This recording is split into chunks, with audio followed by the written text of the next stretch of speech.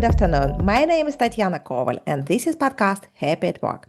In our podcast, we discuss different topics, but all of them are focused on how to build the people-centric approach for our business. And my guest today is Joe Morrison. Hi, Joe. Hi there, how's it going, Tatiana? Before we are starting our discussion, and today they are focused on the EVP and the human side and the business side of EVP, please could you make a short introduction about your professional experience? Yeah, so I'm started in recruitment 13 years ago now. Worked in both agency recruitment and then moved in-house, and more recently head of people, a small growing company. Was there for 2 years before just this last week setting up my own business in employee engagement, happiness at work as well. Mhm. Joe, we decided to discuss today the EVP as employer value proposition. But before we start, could you tell a little bit about your approach for building EVP for the companies who work with you? Yeah, so I look at it from a slightly different angle. Like EVP has always been known as the employer value proposition, more of that marketing tool.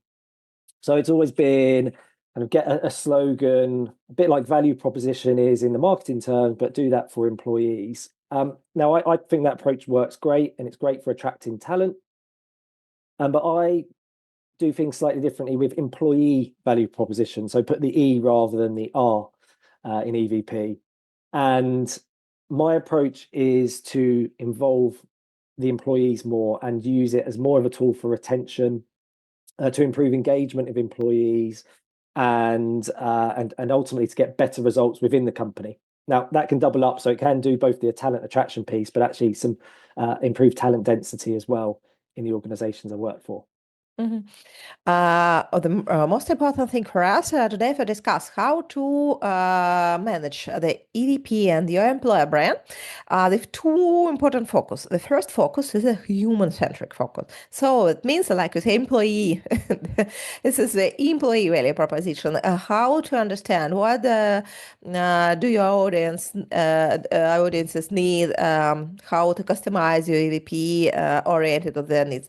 And then our side, this is employer value proposition, which is the purpose of the company who invest in employer branding. What could you recommend? How company could manage their employer brand and build their EVP for each of these both sides of Yeah. employer brand management? So how does it benefit both the employer and the employees working there, right? Yeah. Mm-hmm. So for me, there was a figure. In fact, I'll take you back to why I started doing this because it will answer that question. I did an exit interview early in my days as a head of people, and the employee who was leaving said all of the other employee or the sales team were getting all of the perks and all of the benefits. So they were getting trips to Vegas, they were getting commission, they were getting all of these things, and they weren't getting it. So the employee was leaving, had enough. So I asked them the question, like, well, did you want to go to Vegas? Is that something you wanted to do? Is that on your agenda? Do you feel you've missed out? And they actually said no, they couldn't think of anything worse than going to Vegas, particularly with the sales team at the time. And the question that changed my approach to this and why I think it's important for both employee and employer, I asked that employee, well, what's your Vegas? So what is it that actually motivates you? What is it that would have made a difference? Why would you have stayed at the company? The kind of questions that we ask in the recruitment piece as employers, and they didn't have an answer. So they didn't really know what it was that would have kept them there. They left and they've done great things since in their new organization, but we missed an opportunity. So we had a great employer brand. We were really good at attracting talent into the organization.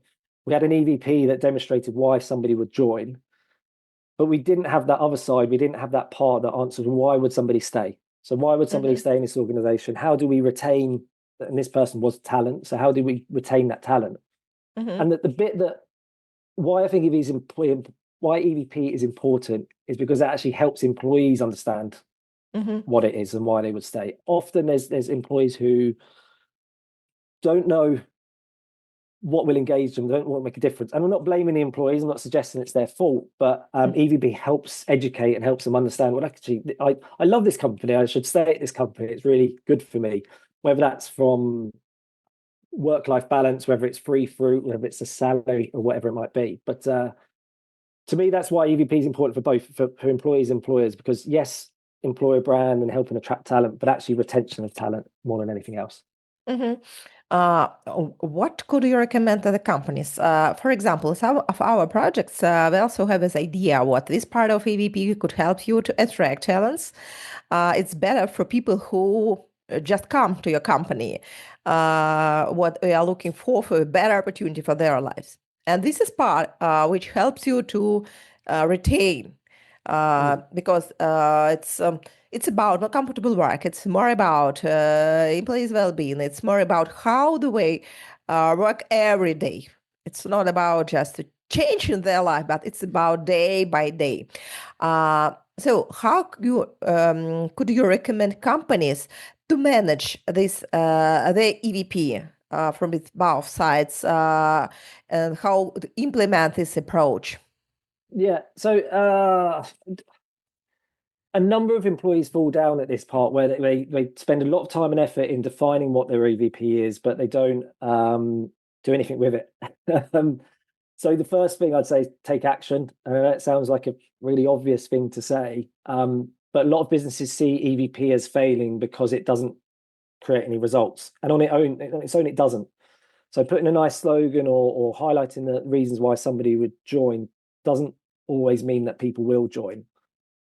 So for me, taking action is the most important thing. And there's really only three ways that you can take action. One is to improve your offering. So on a day-to-day basis, how can we improve the things that aren't great in the company, or how can we make the great things better? Two is to communicate your intent, because for all the will in the world and all the resources that you might have or might not have, you won't be able to improve everything that's on the wish list of an employee. Just it's not possible. Mm-hmm. But if you communicate your intent in terms of, well, we're not doing this today, but in a year's time on our roadmap, this is what we'll do in the future, your employees understand that it's worthwhile spending that time talking about EVP and what's important to them. Well, the third option is communicate that you're not going to do anything at all.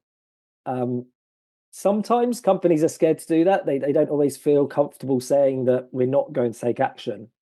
But if that's explained, if that's communicated, and if employees understand why or why not, then that's seeing that EVP is consistently being used through an organization and consistently used to help them in their career. And I've seen that's where the results come. I worked at a company where we increased revenue by 50% in the time there. I worked in a company that grew from 400 million to 1.2 billion in the time that was there. And these initiatives, the time and the energy was spent on making sure that the employees felt heard and felt rewarded for the work they were putting in. It's not rocket science. That's the kind of Mm-hmm. There's no real secret or something hidden underlying. It's listening to employees and actually doing something about what they've said.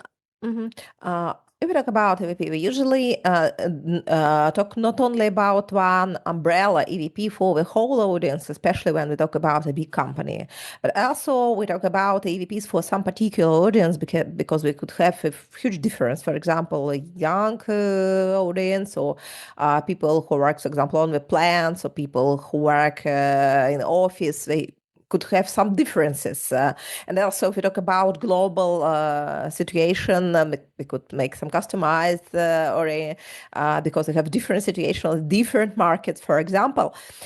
So how could you recommend companies to prepare their customized EVP?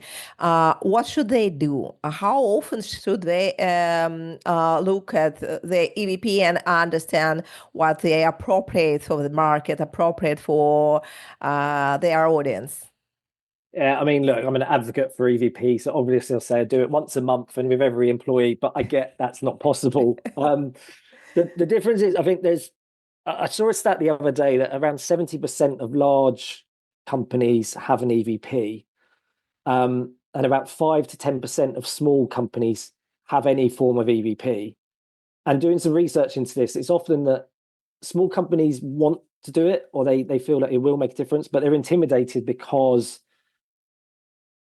big companies can do it. They've got the resource, but actually, it's so much easier to do it in a small company because you don't have some of those challenges you've suggested. So they don't have global challenges. They might have 50 employees. You can speak to each and every one of them. It's a lot more easier to kind of segment the data and the insights that you get. But what I'd recommend if you're a large company and you're looking to implement and look at different personas and different people, try focus groups. Usually I'd say look at where talent is first. Now, I'm not suggesting EVP is only for talent, but it's good to do a comparison of, okay, what's motivating your talent versus what's motivating those that might not be there. And why I say start there, but don't only focus there, is because the reason why some people might not be performing is because they've not got the tools, or they've been motivated, or they don't have that understanding yet. But it's always a good place to start because it cuts through any biases. It cuts through, can cut, not all biases, because it depends how you how you measure talent, but that's another story for another day.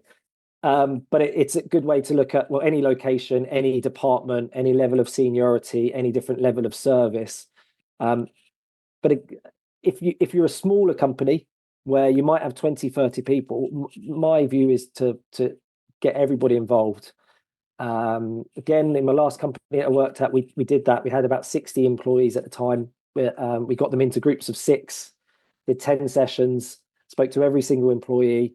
But in those sessions, we mixed groups. So we had a marketing person would sit next to a design person and a sales person, somebody at a company for 10 years with somebody who just started. So we get them having those conversations and seeing what motivates them in a different way. But that's the way I do it. It actually gets harder the larger the business is, but then typically companies will invest more or do things in a different way anyway. Absolutely agree with you. What it's and what now not only the big companies but also small companies should pay attention to the employer brand, and especially if they have a strong competition on the market. The big companies, I think, need to focus more for customize and for better understanding their employees. Joe, I have some questions. What you had maybe every 1 month to revise your EVP, but it's impossible.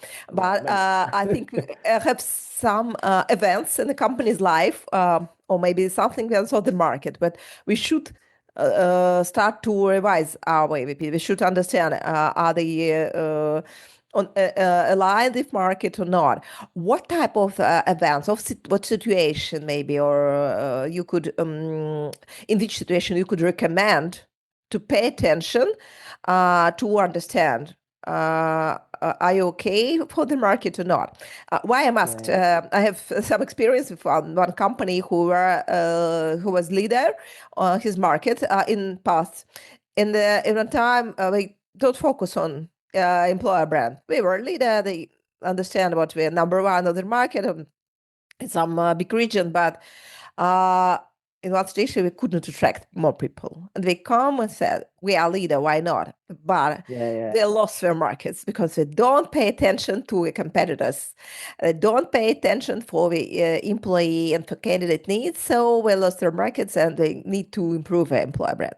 So why? For me, it's important to understand which sign, which events could be a signal for you to look into your employer brand. What could you recommend? I'd almost go away from it being an event-based, the kind of reaction-based method. Be more proactive and have it in a cadence. So much like the traditional employee engagement,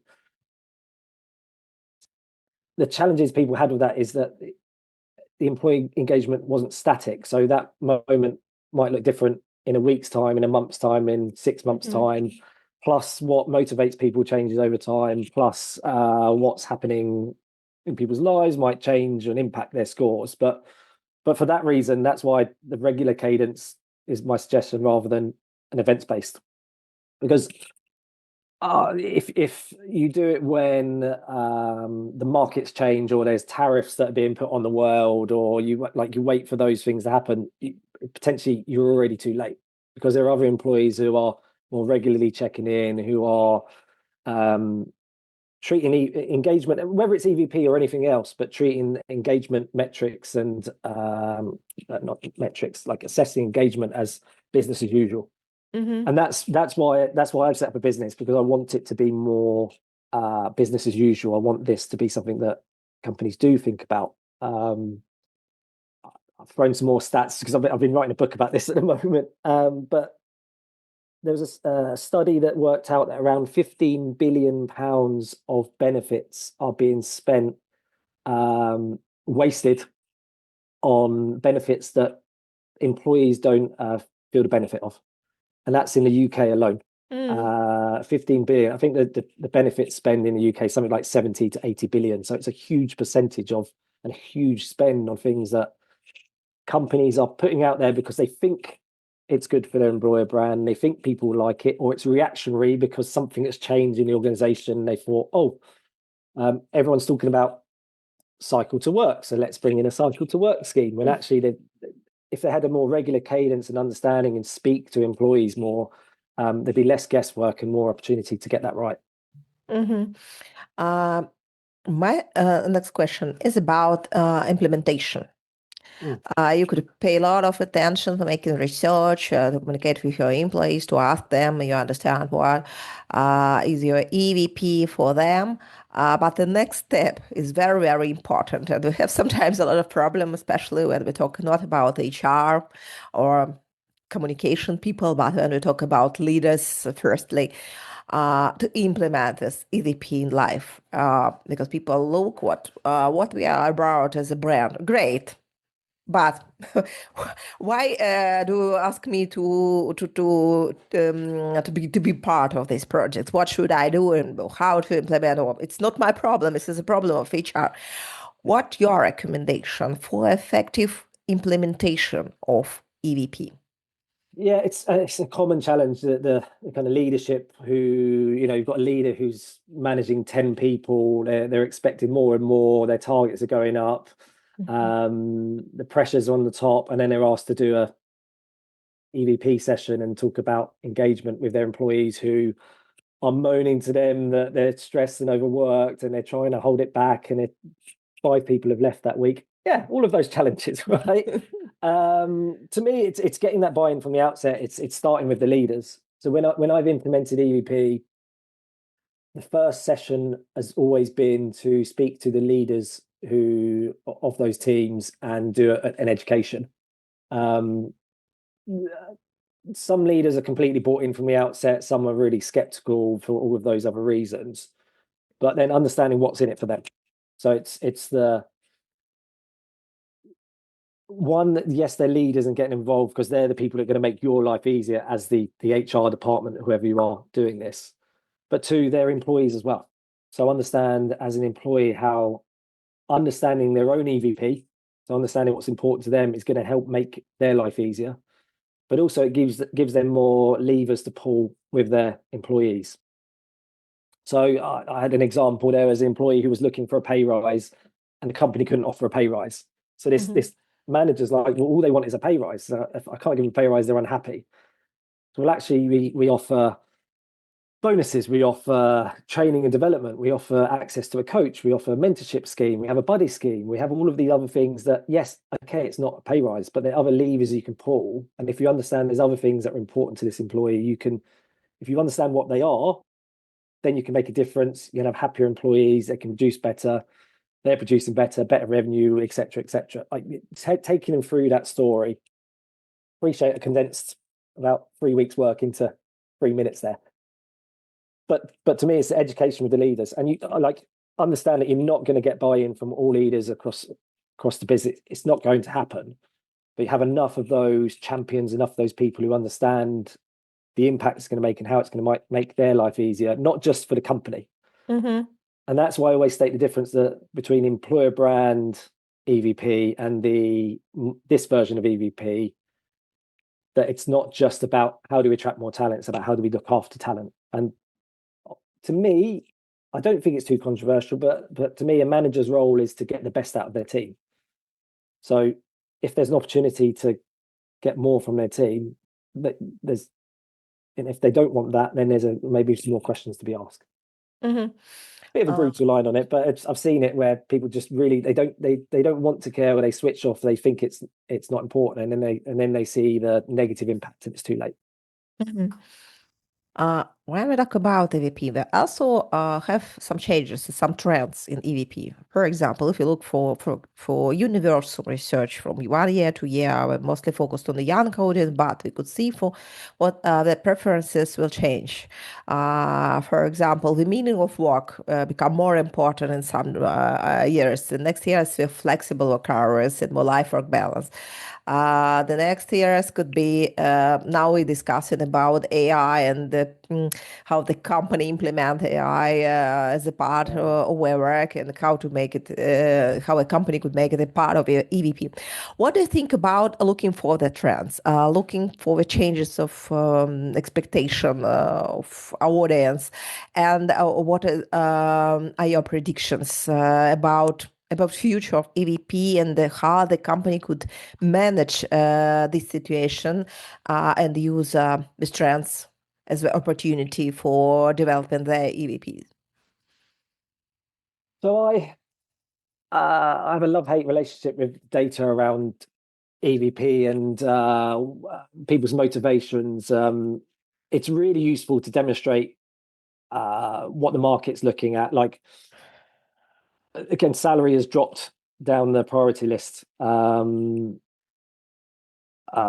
was speaking to somebody the other day who saw that like for a couple of large companies they worked with, that salary was like fourth or fifth on the priority list compared to, I think, work-life balance was number one. And there's been so many big life events, or big world events, should I say, that have happened in the last 5 years, like COVID, what's happening in the US, the wars that are going on, all of the different impacts onto studies that have happened maybe in the last 2-3 years. So what I would say in terms of the future and EVP's use is to actually create your own insights. Like it can be a really powerful tool to actually look at, well, all of this is going on in the world, but actually what's important to my employees who work here, and the talent that I have within my organization.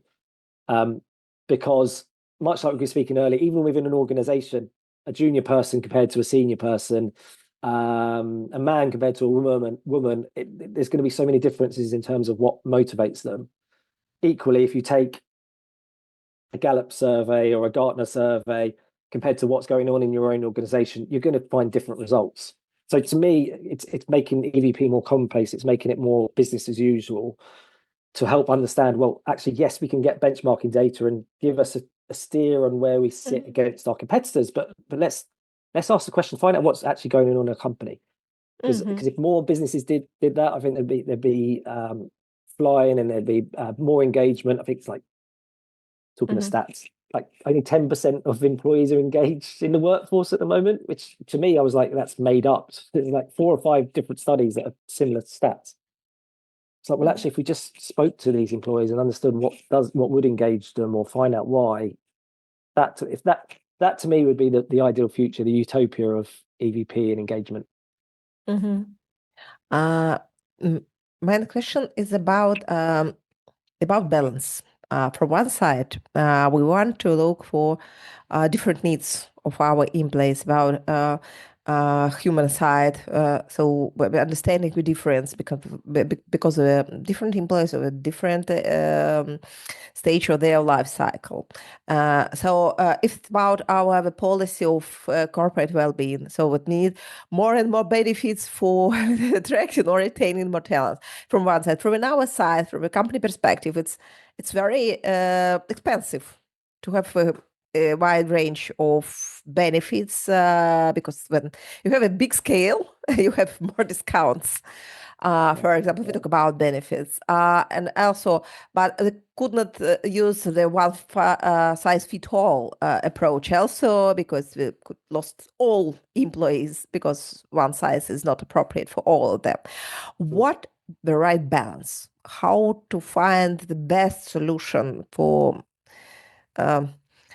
companies and also for employees. What could you recommend, maybe based on some life hacks or some cases from Yeah, your I mean, a experience? lot of it will depend on the company life cycle as well, and again, what resource they are able to put towards benefit and reward.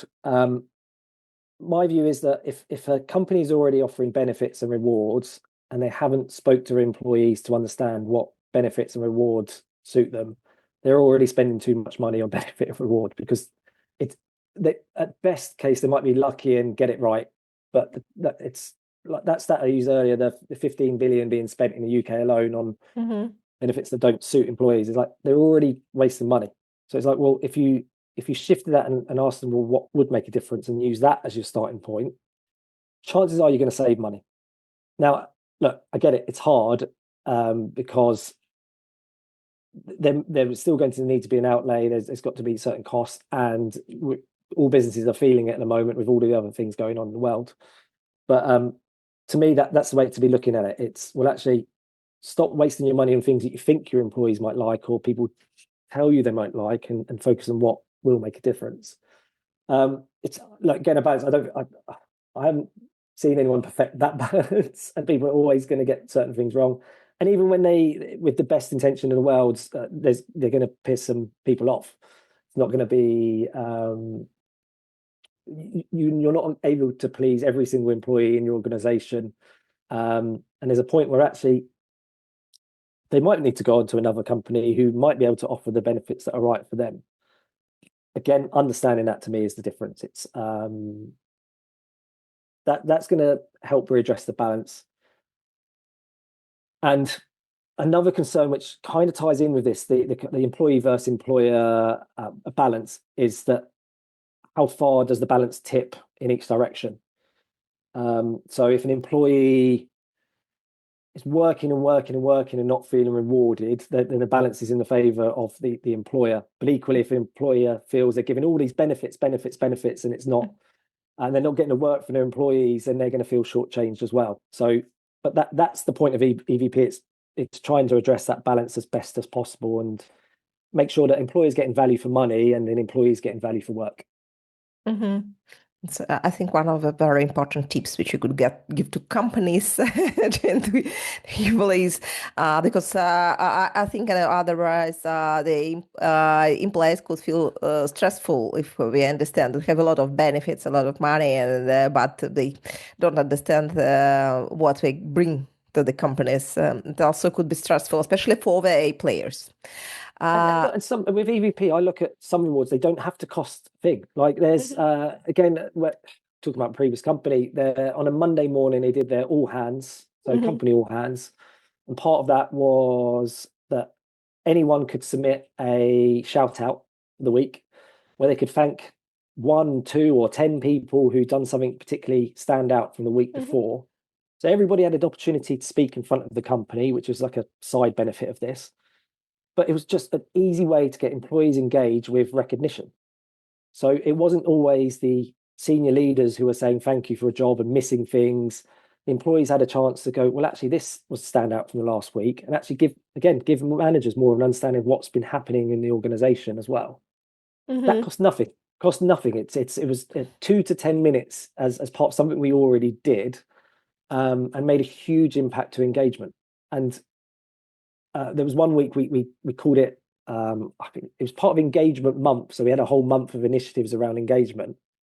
But we asked everybody to submit a shout out for this one particular week, and they went on for like 25 minutes. And it was just for thanks for what happened the week before. Didn't cost any money to the business, and people were talking about it for months afterwards. But just showing the power of that inexpensive, easy to do, game changing benefit to work in an organization. It doesn't have to be spend loads of money on benefits platforms or insurance packages. It can sometimes just be thank yous or recognition. Joe, I have one question about also implementing the VP in life or in communication and employee and candidate experience, and about the human side of this implementation. Now we have, for example, some trends which help us to see the company from the employee's eyes. For example, employee advocacy programs, when the employees have a voice inside and outside companies to talk about the reality, to talk about the EVP, not the formal but informal way from real life. What any other recommendations could you give to companies who want to build the EVP with a human touch?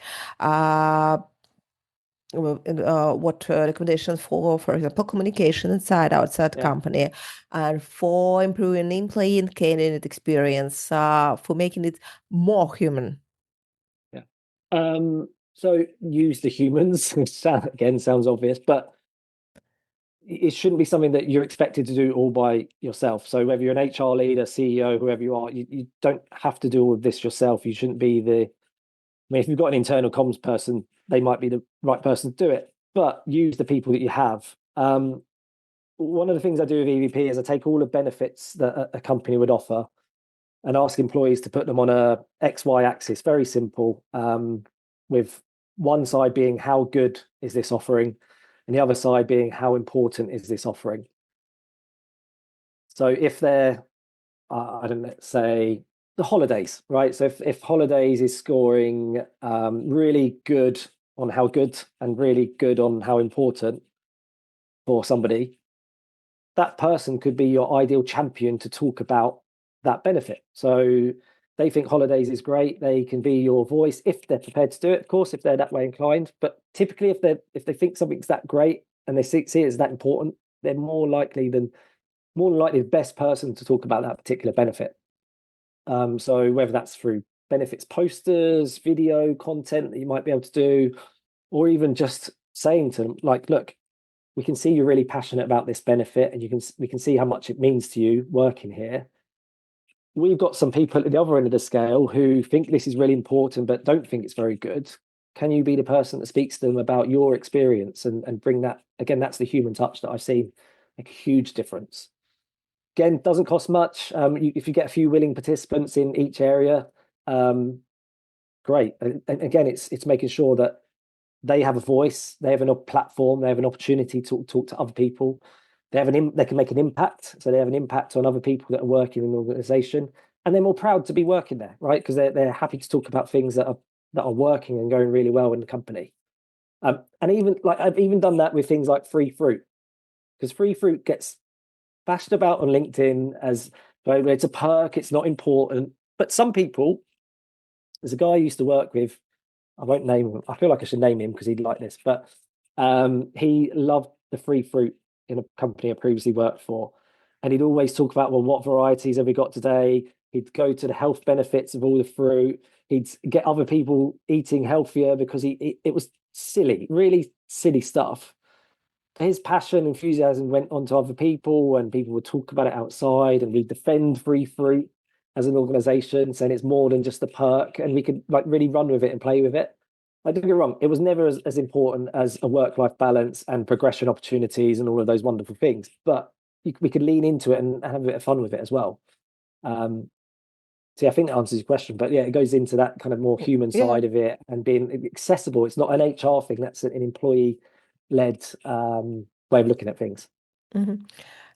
Joe, thanks a lot for everything, but I have one last questions for you. It's my traditional questions to all my guests of my Okay. podcast. This is three main tips which you could get to companies who want to achieve the right balance between human and business side of EVP building and implementation. What we should take into account for better employer brand management. Yeah. For me, think about the humans and the employees with your messaging. So I think gone are the days where you could just talk about why it's great to work for a company. You want where possible to be tailor it to an individual and what they're looking for, and use other people within the business to talk to them. And I don't necessarily mean they get on a call with them, but like have videos, posters, testimonials, stories from employees. So um again, I'm not saying that the marketing slogan or the employer value proposition is bad. It's great, but I'd add to that with the employee side. Don't overcomplicate it. Keep it simple. It doesn't have to take months to identify your EVP. If you're a large company, you can start small with focus groups. If you're a small company, you could turn an EVP around very quickly if you've got somebody who's dedicated and can manage that project. When it starts to grow arms and legs and gets a bit unwieldy, that's when people can switch off. That's when things don't action isn't taken, and it can be really difficult. So I'd say keep it simple where possible. It's a tip that I should take more note of myself. I have a tendency to give things arms and legs myself. Number 3, I'd say this maybe is a bit more of a controversial one, but I'd say where possible, avoid anonymity. I know anonymous surveys and the anonymous approach has its place. It adds psychological safety, and I get that. But I believe where possible, if we can get more open conversations, more transparency, more qualitative data from your employees, where you understand the context of why they think the way they do and why they feel the way they do about work, you're more likely to remove frustrations when you're taking action. Because taking action on anonymous surveys, you don't really know if you're getting it right. If you're speaking to people and you're having those conversations, if they feel safe to, and if you can create that safety, to me, avoid anonymity where possible. Mhm. Joe, thanks a lot for conversation. Thanks a lot for your important tips for Thank our you. audience. And I could say my audience, please follow Joe on LinkedIn, and you could find his contacts in our live stream also. And I think Joe is open for some new contacts from different countries, the people who want to build the human strategy and the business, also business-centered EVP. Thanks a lot, Joe. Oh, thank you very much. It's been a pleasure. Thanks for your time. And this is podcast Happy at Work. Stay tuned.